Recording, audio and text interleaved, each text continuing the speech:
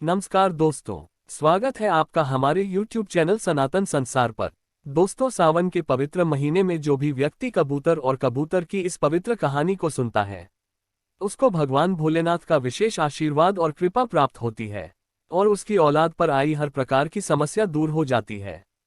घर परिवार में खुशी का माहौल बनता है, जीवन के सारे कष्ट दूर हो जाते हैं, सारे पाप मिट जाते हैं। तो दोस्तों, आइए शुरू करते हैं पावन कहानी को। दोस्तों, प्राचीन काल में एक क्रूर और पापात्मा बहेलिया रहता था। वह सदा पक्षियों को मारने के नीच कर्म में प्रवृत्त रहता था। उस दुरात्मा का रंग कोय के समान काला था और उसकी आकृति ऐसी भयानक थी कि सभी उससे घृणा करते थे। उसकी लाल लाल आंखों को देखकर तो डर लगने लगता था। वह दुष्ट नित्य प्रातःकाल ही उठकर वन में जीव हत्या के लिए निकल पड़ता और पेड़ की डाल पर बैठे हुए पक्षियों को तथा छोटे मोटे पशुओं को अपने पैने बाणों से मारा करता। कभी भी यह क्रूर कर्म करते हुए वह धर्म अधर्म की चिंता नहीं करता। चिड़ियों को मारकर बेचना और उससे जीविका अर्जित करना वह अपना परम धर्म समझता था। एक दिन की बात है, वह पक्षियों की खोज में वन में फिर रहा था। फिरते फिरते उसे शाम हो गई थी। उसी समय जोर की आंधी उठी। आंधी के वेग से वृक्ष लड़खड़ाकर गिरने लगे और ऊपर बैठे पक्षी भी त्रस्त होकर नीचे गिरने लगे। आंधी के साथ ही आकाश में मेघों का भयानक गर्जन होने लगा और थोड़ी ही देर में चारों तरफ बिजली चमकने लगी और मूसलाधार वर्षा होने लगी। थोड़ी ही देर में चारों ओर पानी ही पानी भर गया और तेज हवा के कारण कड़ाके की सर्दी पड़ने लगी। उससे बहेलिये का सारा शरीर कांपने लगा। वह घबराकर इधर उधर कोई आश्रय ढूंढने लगा, लेकिन उसे कहीं भी कोई सहारा नहीं दिखाई दिया। चारों ओर पानी ही पानी भरा हुआ था और उसके ऊपर तीव्र वायु सनसन करके बह रही थी। उससे उस क्रूर बहेलिये को भी उस निर्जन वन में डर लगने लगा। वह कहीं छिपने का विचार करके आगे भागा।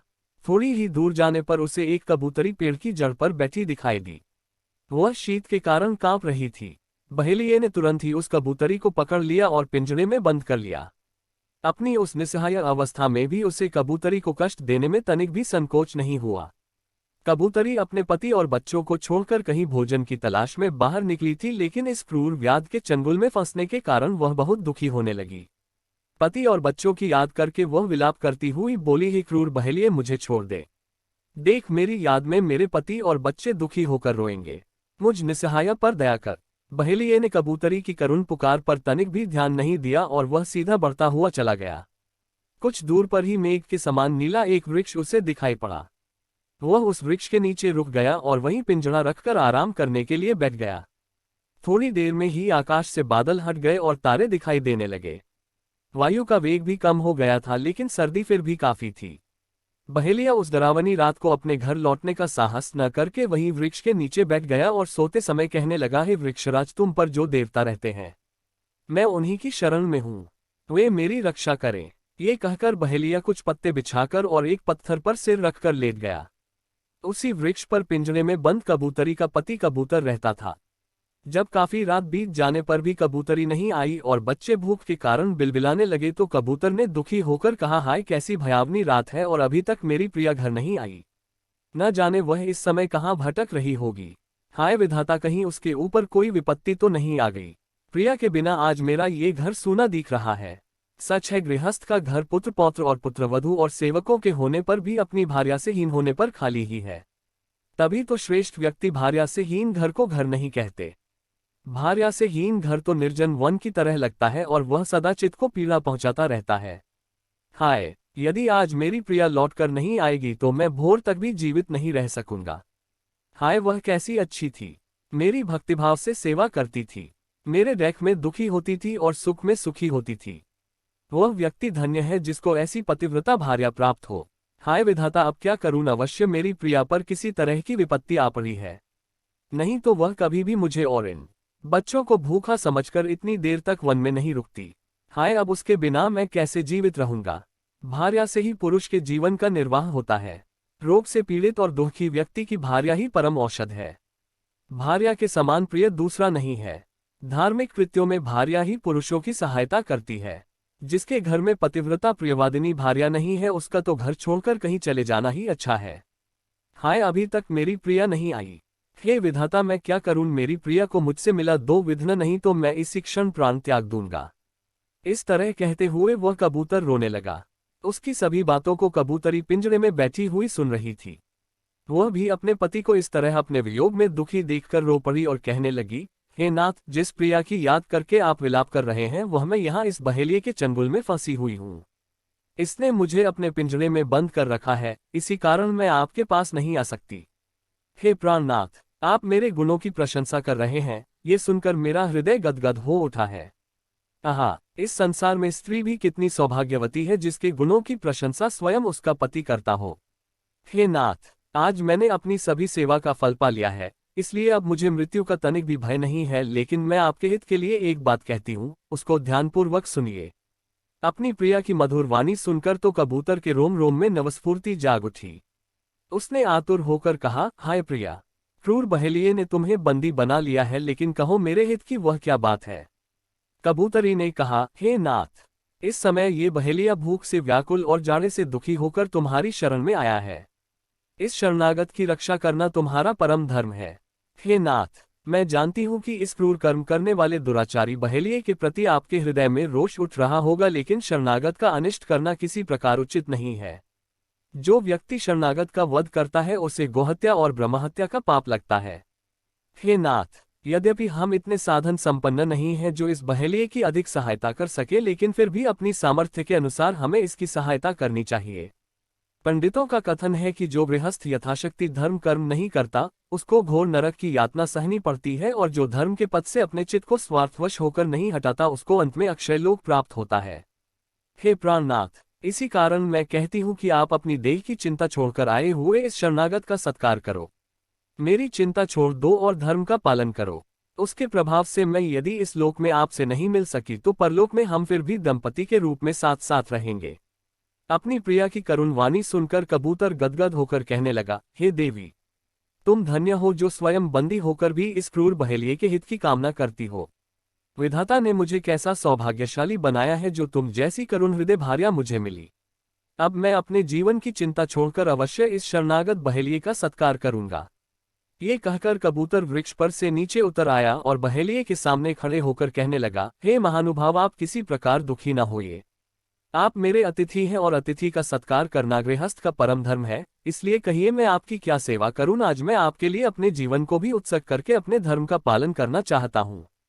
शास्त्र का कथन है कि यदि शत्रु भी अतिथि के रूप में घर आए तो उसका भी शुद्ध मन से स्वागत करना चाहिए। जो मनुष्य वृक्ष काटने के लिए जाता है उस पर से वृक्ष कभी भी अपनी छाया ये सोचकर नहीं हटाता कि यह मनुष्य मेरा अनिष्ट करने आया है। हे महाशय, घर में आए अतिथि का सत्कार करना तो सभी का धर्म है, लेकिन पंचयज्ञ करने वाले गृहस्थों का तो ये परम धर्म है। जो व्यक्ति गृहस्थाश्रम में रहकर पंचयज्ञ नहीं करता उसे न तो इस लोक में सुख मिलता है और न परलोक में सद्गति मिलती है। हे महाशय, आप बताए मैं आपकी क्या सेवा करूं।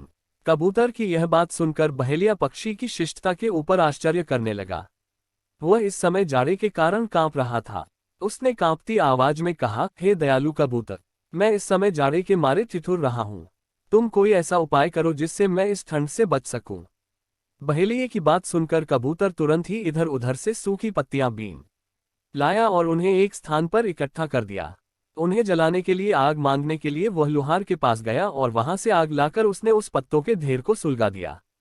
इस आग से बहेलिये ने अपना जाड़ा मिटाया। उसका कांपना बंद हो गया और वह स्थिर होकर बैठ गया। उसके बाद फिर कबूतर ने पूछा, हे अतिथि, बोलिए अब मैं आपकी क्या सेवा करूं। बहेलिये ने स्वस्थ होकर कहा, हे पक्षी, मैं इस समय बहुत भूखा हूं। यदि कर सको तो मेरे लिए कुछ खाने का प्रबंध करो। ये सुनकर कबूतर ने दुखी होकर कहा, हे अतिथि देवता, मेरे पास इस समय ऐसी कोई वस्तु नहीं है जिसे आपको देकर आपकी भूख मिटाऊं। मैं वन में रहकर प्रतिदिन भोजन की सामग्री लाकर निर्वाह करता हूं। मेरे पास संचित पदार्थ तो इस समय कोई नहीं है। क्या करूं? ये कहकर कबूतर चिंता में पड़ गया और अपने को असहाय समझकर अपने आप को धिक्कारने लगा। बार बार उसके हृदय में यही स्वर गूंजता, हाय, मैं अतिथि की इच्छा कैसे पूर्ण करूं जिससे मैं पूरी तरह गृहस्थ धर्म का पालन कर सकूं। वह कितना भी सोचता लेकिन उसे कोई भी वस्तु ऐसी नहीं दिखाई देती जिसे देकर वह बहेलिये की भूख मिटा सके। अंत में उसने अपने ही मांस से अतिथि की भूख मिटाने का निश्चय कर लिया और नवीन स्फूर्ति के साथ वह बहेलिये से बोला, हे अतिथि देवता, आप तनिक ठहरिए, मैं अभी आपके भोजन की व्यवस्था करता हूँ। फिर कबूतर ने सूखे पत्ते इकट्ठे किए और बुझती हुई आग को और भी अधिक सुलगा दिया। अग्नि को पूरी तरह प्रज्वलित देखकर वह बहेलिये से कहने लगा, हे अतिथि देवता, ऋषियों और पंडितों ने अतिथि की सेवा को ही परम धर्म बताया है, इसलिए मैं अपने शरीर को बलिदान करके भी आपकी इच्छा पूर्ण करूंगा। आप मेरे मांस को खाकर अपनी भूख मिटाए। ये कहकर उसने 3 बार अग्नि की प्रदक्षिणा की और फिर वह अग्नि में कूद पड़ा। बहेलिये के देखते देखते वह जल गया। उस पक्षी को अपने धर्म के पीछे मरते देखकर तो बहेलिये का कठोर हृदय हिल उठा। वह अपने आप को धिक्कारने लगा। आज पहली बार उसको ज्ञात हुआ था कि वह पक्षियों को मार मार कर महापाप करता है और अवश्य ही उसके फलस्वरूप परलोक में उसकी दुर्गति होगी। अपने पापों का प्रायश्चित करता हुआ वह कबूतर की मृत्यु पर रोने लगा और कहने लगा, हाय, मैं मनुष्य होकर भी कैसा पापी और अधर्मी हूं, और यह कबूतर पक्षी होने पर भी कितना उदार हृदय और धार्मिक है। मुझे अवश्य ही कभी इस जीवन में सुख और शांति प्राप्त नहीं होंगे, और मृत्यु के पश्चात यम के दूत भयानक क्रूरता के साथ मेरे शरीर को जलती अग्नि में तपाएंगे। हाय विधाता, अब क्या करूं? जब कबूतर ने मेरे लिए अपने प्राण त्याग दिए हैं तो मैं भी अब अपने इस पापी जीवन को नहीं रखना चाहता। मैं भी इसी अग्नि में जलकर अपने प्राण त्याग दूंगा। ये निश्चय करके बहेलिये ने कबूतरी को अपने पिंजरे से निकाल दिया और उसी क्षण लग्गी, शलाका, पिंजरा आदि सभी सामानों को फेंक दिया। कबूतरी निकलकर अपने पति के लिए शोक करने लगी। वह रोती हुई कहने लगी, हाँ नाथ, आप चले गए और मुझे अनाथ विधवा बनाकर यहाँ छोड़ गए। अब इस संसार में मेरा कौन आधार है? विधवा स्त्री अनेक पुत्रों के होने पर भी दुखी ही रहती है। हे प्राणनाथ, आपके बिना मैं एक पल भी जीवित रहने की कामना नहीं करती। पिता, पुत्र और बंधु परम सुख देते हैं। स्त्री को महापरम सुख देने वाला पति के सिवा और कोई नहीं है। पति ही स्त्री का एकमात्र आधार है। इस तरह विलाप करती हुई वह कबूतरी भी बहेलिये के सामने ही जलती आग में कूद पड़ी और अपने पति के साथ जल गई। दूसरे ही क्षण बहेलिये ने आश्चर्यचकित होकर देखा कि कबूतर और कबूतरी दिव्य पुरुष और स्त्री के रूप में इंद्र के विमान में बैठकर स्वर्गलोक को चले गए हैं। अब तो अपने पापी जीवन को और भी अधिक धिक्कारते हुए वह बहेलिया वहां से चल दिया और उसने सद्गति प्राप्त करने के लिए तप करने का निश्चय किया। ईर्ष्या और मोह छोड़कर वह केवल वायु सेवन करते रहने का पूर्ण संकल्प करके आगे बढ़ा। कुछ ही दूरी पर उसको एक सरोवर दिखाई दिया। वह सरोवर कमलों और अनेक प्रकार के पक्षियों से शोभित था। उपवास करते हुए बहेलिये ने लालच के वश होकर उस सरोवर की ओर देखा तक नहीं और सीधा चलता ही चला गया। झाड़ियों से उसका शरीर पूरी तरह छिद गया था, लेकिन फिर भी उस बहेलिये ने उसकी तनिक भी परवाह नहीं की। रक्त उसके शरीर से बहने लगा, लेकिन वह अपने घावों को सहलाने के लिए भी किसी स्थान पर नहीं रुका। अपने पापों का प्रायश्चित करता हुआ वह आत्मग्लानि से भरे हुए हृदय को लेकर आगे बढ़ता ही जाता था। कुछ ही दूर पर उसे पशुओं की भयानक आवाज सुनाई देने लगी, और ज्यों ही वह कुछ और आगे बढ़ा तो उसने देखा कि दावाग्नि से वन के वृक्ष जल रहे हैं। तीव्र वायु चलने लगी थी, जिससे आग अपना प्रलयकाल का सा रूप लेकर सारे वन को जलाकर क्षार कर देने के निश्चय से आगे बढ़ी चली आ रही थी। बहेलिये की आत्मग्लानि इतनी बढ़ चुकी थी कि उसने अग्नि में जलकर अपने पापों का प्रायश्चित करना ही ठीक समझा, और यह सोचकर वह सीधा उस दावाग्नि के भीतर बढ़ा चला गया। क्षण भर में ही अग्नि की लाल लाल लपटें बहेलिये को निगल गईं। उसका शरीर जलकर क्षार हो गया। उसी क्षण उसके जीवन के सारे पाप भी उस अग्नि में जल गए और वह पूरी तरह पापों से मुक्त होकर स्वर्गलोक को चला गया। इस तरह कबूतर तो अतिथि धर्म का पालन करते हुए स्वर्ग को गया, कबूतरी पतिव्रता धर्म का पालन करती हुई उसके साथ स्वर्ग को गई, और बहेलिया अपने पापों का प्रायश्चित करता हुआ अग्नि में जलकर स्वर्ग को गया। तो दोस्तों, अगर वीडियो अच्छा लगा हो तो कृपया चैनल को सब्सक्राइब करें। धन्यवाद।